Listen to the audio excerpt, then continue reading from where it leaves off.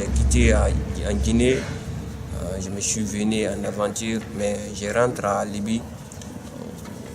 On m'a fait souffrir là-bas, on m'a mis en prison, on m'a frappé, on nous a frappé, mes amis sont hyper, les autres sont morts.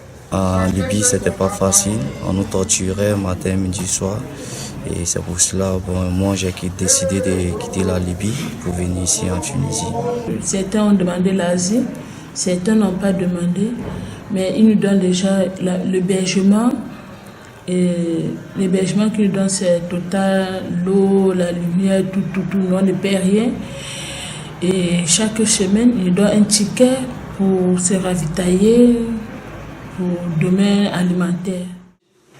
قصص عديدة حدثونا عنها هؤلاء وغيرهم. ليسوا كثر في تونس، ولكن لاجئ واحد بلا أمل رقم أكبر من أن يحتمل، كما تقول المفوضية السامية لشؤون اللاجئين بتونس، والتي قررت بالاشتراك مع المعهد العربي لحقوق الإنسان على تبني مشروع لحث الحكومة التونسية على إنشاء قانون خاص باللجوء في تونس. ما هي قصة هذا المشروع وكيف انطلقت فكرته؟ تحدثنا عنها السيدة هاجر الحبشي، مديرة البرامج من المعهد العربي لحقوق الإنسان. تونس بادرت بإعداد مشروع وطني منذ سنة 2012 ونحن نعمل على التعريف أكثر بهذا القانون وتكوين شبكات للمناصرة حول هذا القانون حتى تتمكن تونس من تبني هذا القانون ووضع إطار قانوني في تونس لحماية اللاجئين.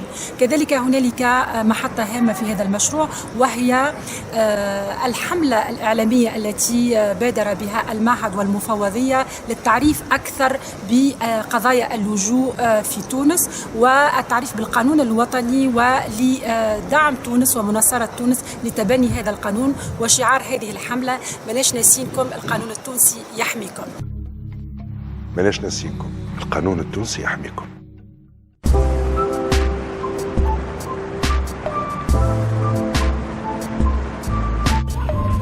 تستعد تونس لإصدار قانون لحماية اللاجئين في سابقة هي الأولى في تاريخ الدول العربية، فقد انتهت وزارة العدل منذ أشهر قليلة من كتابة المسودة بعد مسار استغرق حوالي 6 سنوات.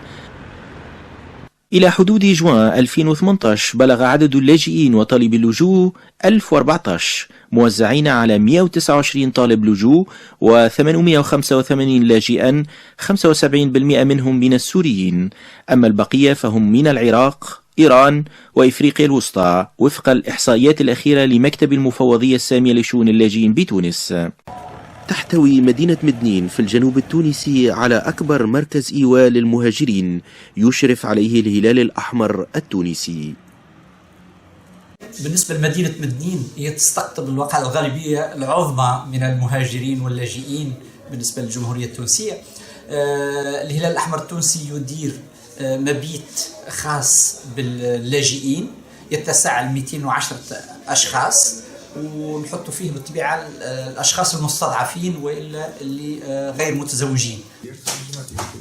القاضي محمد الجمودي وهو خبير لدى المعهد العربي لحقوق الإنسان يقدم حاجة تونس إلى سن قانون خاص باللجوء.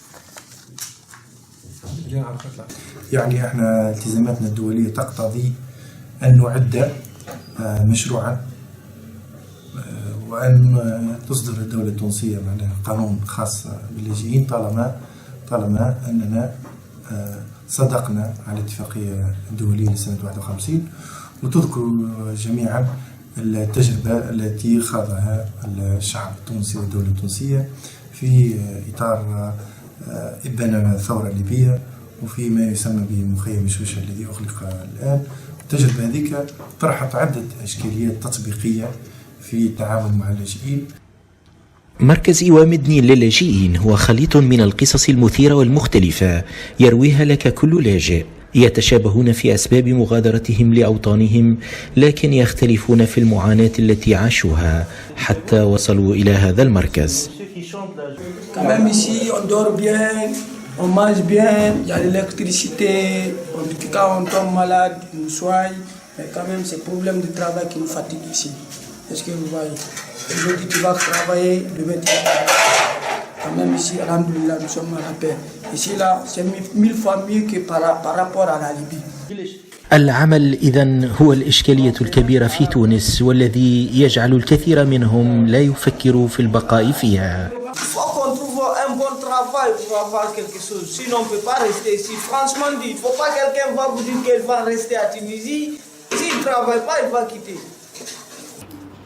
رحلة ال1000 ميل تبدأ بخطوة، والخطوة الأولى التي خطاها المعهد العربي والمفوضية السامية لشؤون اللاجئين هي تنظيم سلسلة من الندوات لشرح ظاهرة اللجوء في العالم والتعريف باللاجئ والتحسيس بضرورة التعامل الجيد مع وضعيات اللجوء التي تعترض الإنسان.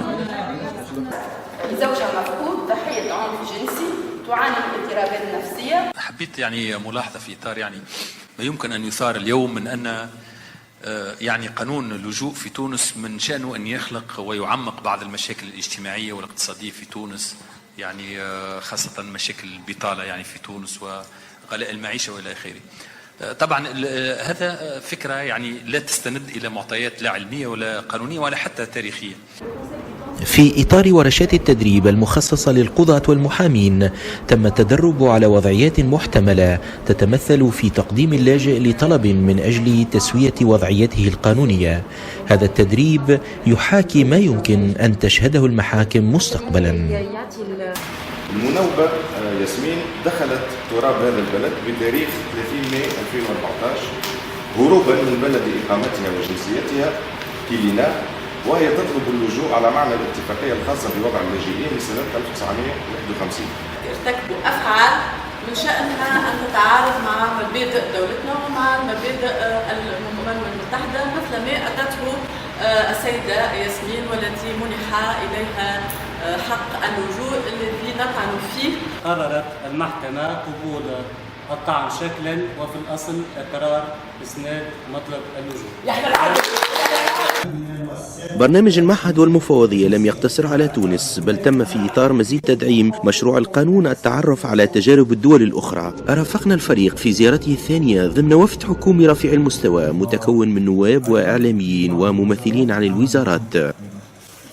احنا جينا هون للتعرف على التجربة التركية في مجال اللجوء، خاصة أن تركيا دولة رائدة في مجال اللجوء، وعندها بالنسبة للاجئين السوريين كما تعرفوا 3.5 مليون لاجئ سوري هوني، تندرج ضمن في إطار مشروع القانون اللجوء اللي تونس الحكومة التونسية قاعدة تعمل عليه. توجهنا رفقة مسؤولين من السلطات التركية إلى مخيم للاجئين بمدينة غازي عنتاب، وهو مخيم خاص باللاجئين السوريين. حاولنا التعرف على حياتهم اليومية وكيف يقضون يومهم وكيف هي ظروف معيشتهم في هذا المخيم. الحمد لله. مثلا المعاقين من يحتاج إلى كرسي كهرباء جاءوا بكرسي كهرباء جاءوا له. مثلا ما يحتاج في كثير مثلا يحتاج هذا نقول له نقول عكاز، نحن نقول عكاز. والطبابي موجودين مجانا 24. في المخيم مغازة كبرى فيه كل ما يستحقه اللاجئ من مشتريات يقتنيها بعد أن يتحصل نهاية كل شهر على منحة تقدر ب100 ليرة عن كل فرد. هنا سيدي الكريم يقول كمثال في غرفة واحدة يبقى 5 أشخاص لديهم 500 ليس لديهم فواتير مياه، ليس لديهم فقط للأكل. احنا نحب يكون عندنا قانون وطني واللي هو مشروع الآن، وإحنا نحب نشوف متبادل المشاريع مع الدول الأخرى، نطلع على مشاريع أخرى لأنه هو مازال مشروع ولم يمر بعد إلى مجلس وزاري وإلى البرلمان. بالتالي يمكن أن نحسن ونجود من الفقرات، ويمكن أن تكون فيه يكون عليه عمل كبير بين الطيف واسع من كل الإدارات المعنية والمجتمع المدني وكل والصحفيين وكل الهياكل. حول القانون ملاحظات عدة من خبراء وإخصائيين ونواب يجب حلها قبل المرور به إلى المرحلة التالية.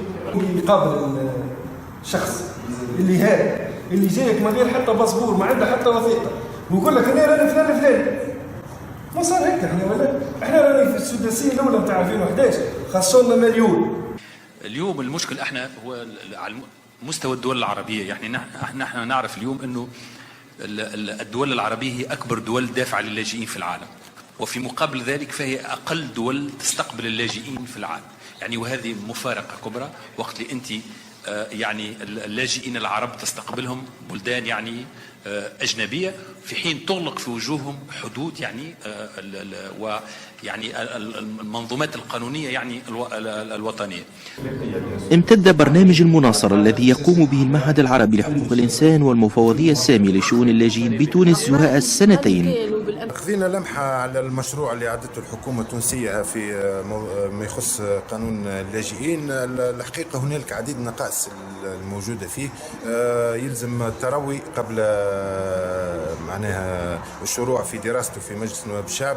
أنا نطلب مراجعة عديد الفصول اللي تكون مناسبة للمجتمع التونسي، مناسبة للبنية التحتية اللي موجودة في تونس. ليس هنالك رفض لهذا القانون بما أن الحكومة التونسية هي من بادرت بهذا القانون، ولكن في تونس هنالك إرادة، ولكن ما زالت تتطلب نوعا من الدعم والإرادة السياسية الأكثر.